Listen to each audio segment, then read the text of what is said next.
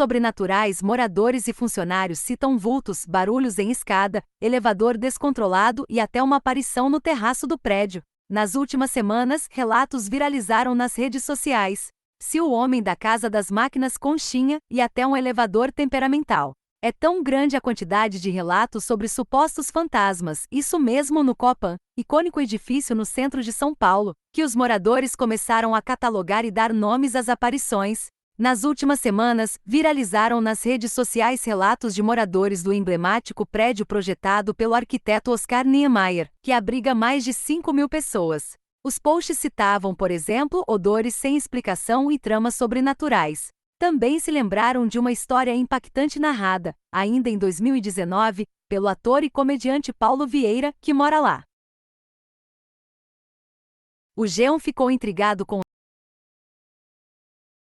os casos e decidiu visitar o local para saber mais sobre os tais fantasmas do condomínio, inaugurado em 1966 e tombado como patrimônio da capital paulista. Fantasma, como as histórias se propagam? Moradores do Copan usam um grupo no WhatsApp para tirar dúvidas do dia a dia, organizar doações, claro, compartilhar supostas aparições de fantasmas. Quais seriam os fantasmas em ação? Neste grupo estão catalogadas figuras como o Psyu, o homem da casa das máquinas, os vultos do 7º andar e o elevador temperamental. O assunto sempre retorna à pauta do dia quando alguém tem uma experiência inusitada. Tecla SOS. O que as figuras sobrenaturais fazem? Moradores e funcionários falam em perseguição na garagem e sensação de que estão sendo esganados, como se houvesse alguém apertando a garganta das vítimas, barulhos na escada e até uma aparição no terraço do prédio.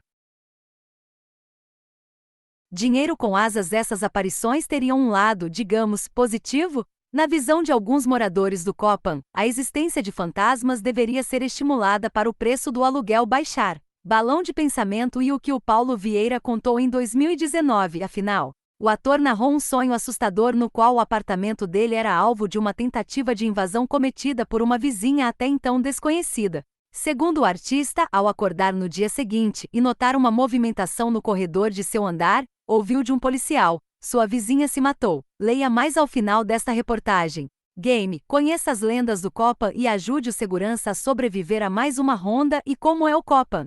O edifício Copan foi projetado em 1950 por Oscar Niemeyer, com colaboração de Carlos Lemos, e inaugurado em 1966. Há atualmente 1.160 apartamentos com mais de 5.000 moradores. Apesar dos sustos e das aparições, quem vive no Copan diz que não quer sair de lá por nada. Moradores ouvidos pelo G1 classificam o local como uma cidade dentro da cidade. No condomínio há bares, restaurantes, salão de beleza, floricultura e aquela que é citada como a menor fábrica de chocolate do mundo. Ao todo, são 6 blocos com 19 tipologias de apartamentos. Nos blocos C e D, ficam as grandes unidades. No bloco A, as medianas, e nos blocos B, E e F ficam as de um quarto ou kitnetes. O bloco B é o que tem mais apartamentos, com 640 unidades. Cada bloco tem 3 elevadores, 2 sociais e 1 de serviço. Morar aqui é algo que eu sempre quis. Além da comodidade de morar no centro, é simplesmente o lugar ideal para quem trabalha com arte, como é meu caso. Todos os moradores daqui são bem excêntricos, descreve a tatuadora Júlia Zaia, que vive no Copan há 2 meses. Além disso, existe uma ideia de comunidade que não deve existir em nenhum outro lugar de São Paulo. Eu tenho a impressão de que se você precisar de alguma coisa, alguém aqui vai ter para te dar.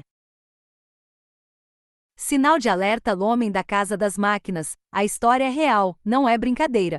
Eu tinha um mecânico chamado Longo. Uma noite na casa de máquinas do bloco E, ele viu uma pessoa sentada em uma das máquinas e saiu correndo. Depois conversou comigo e disse que nunca mais voltaria para cuidar do prédio à noite, afirma Afonso Celso Prazeres de Oliveira, síndico do prédio há 30 anos. Afonso vive no Copan desde 1963, 30 anos depois, foi chamado para assumir a administração do edifício. Ele próprio diz que nunca viu o tal homem da casa das máquinas, mas a história corre entre os funcionários. Isso aconteceu há quase 20 anos. Em outra ocasião, ele Longo voltou para o conserto de uma máquina, mas acompanhado de outro mecânico.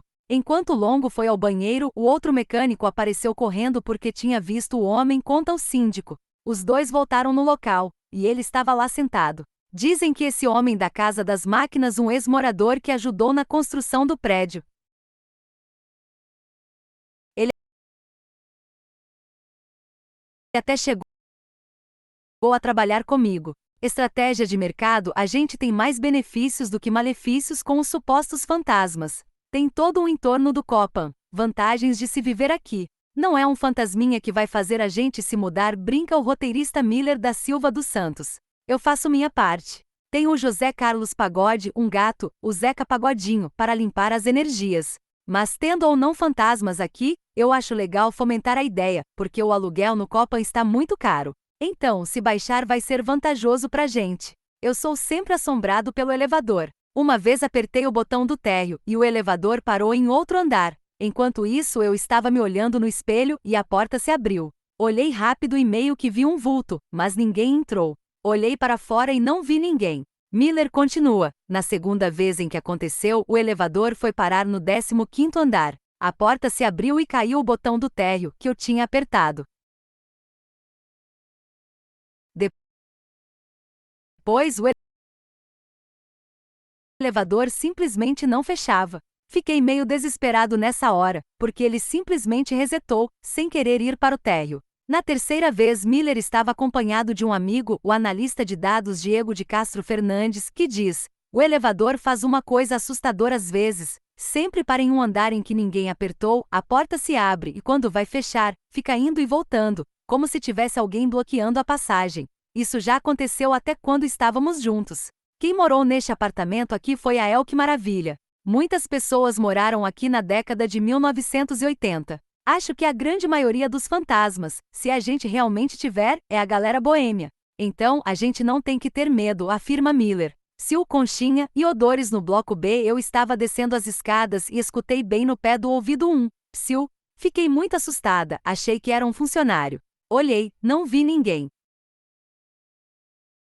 Voltei a descer as escadas e escutei de novo, bem no pé do ouvido. Virei com tudo e vi meio que um vulto, achei que era alguém brincando com a minha cara. Mas subi as escadas e não vi ninguém, diz a tatuadora Júlia Zaya. Sou bem cética quanto a isso e tentei me convencer de que era uma alucinação até me colocarem no grupo dos moradores e pipocarem mais relatos.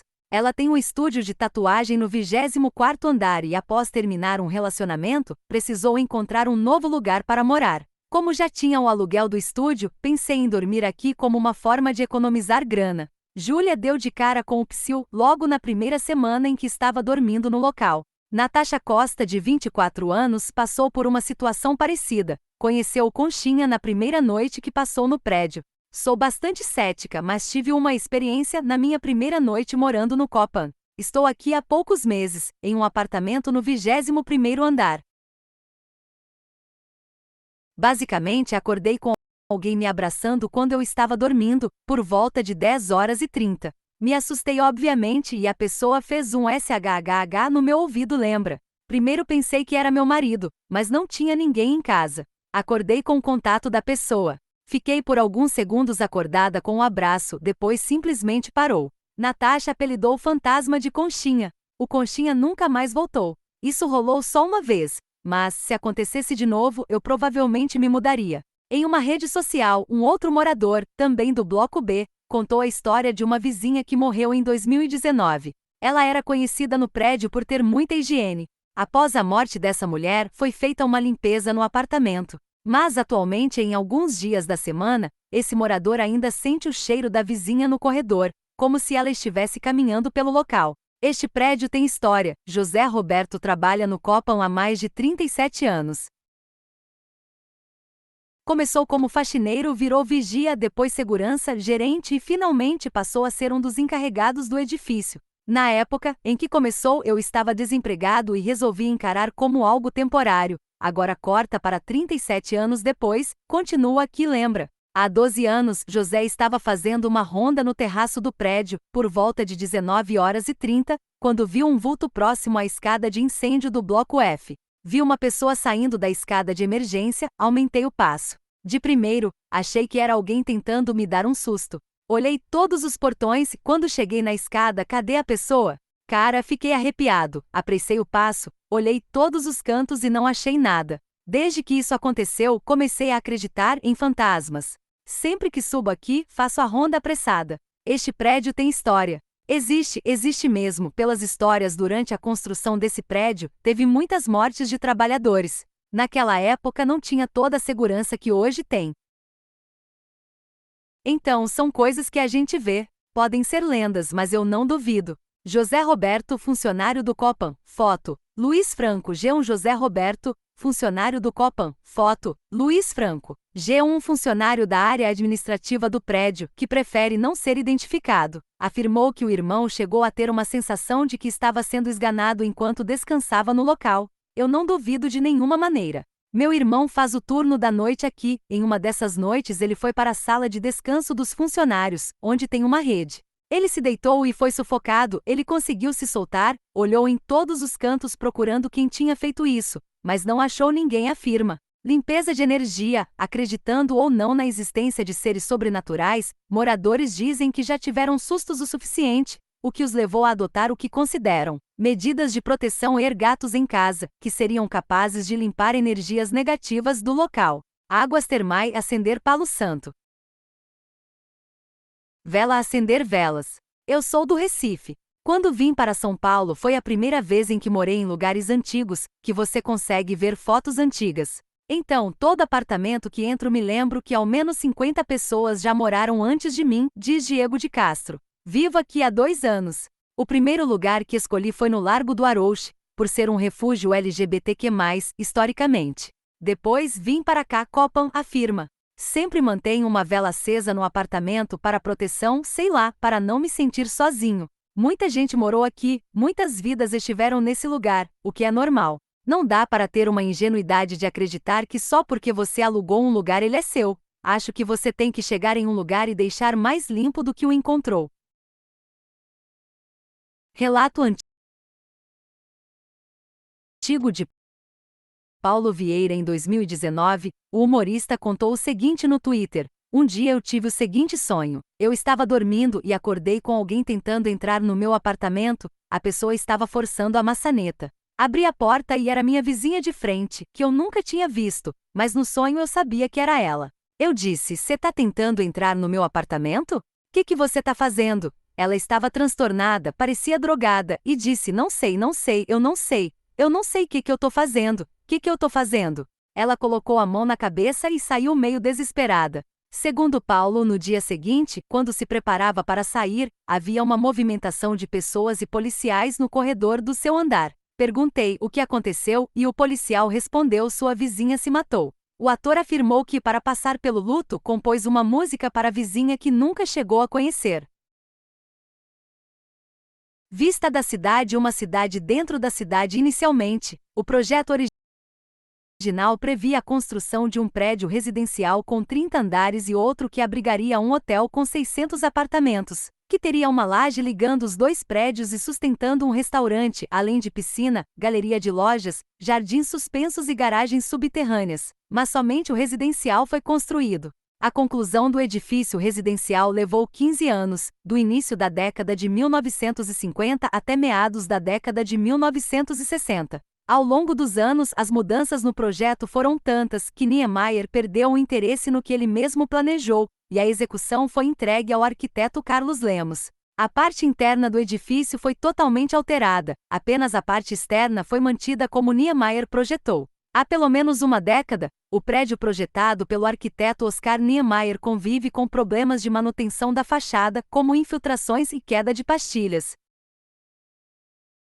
Todos esses elementos foram constatados em laudos e denunciados a órgãos do patrimônio histórico. Em 2021, o projeto de reforma foi aprovado com o Conselho Municipal de Preservação do Patrimônio Histórico, Cultural e Ambiental de São Paulo, COMPRESPRE.